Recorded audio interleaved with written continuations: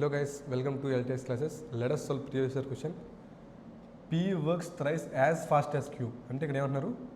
P works thrice as fast as Q అంటే 3 times of Q. Whereas P and Q together can work 4 times as fast as R అంటారంటే P plus Q కలిపి 4 times of R అంటున్నాడు. ఇక్కడ మనకు already తెలిసింది P is equal to 3Q అని. 3Q plus Q is equal to 4R. 4Q is equal to 4R. 4 cancel. Q is equal to R.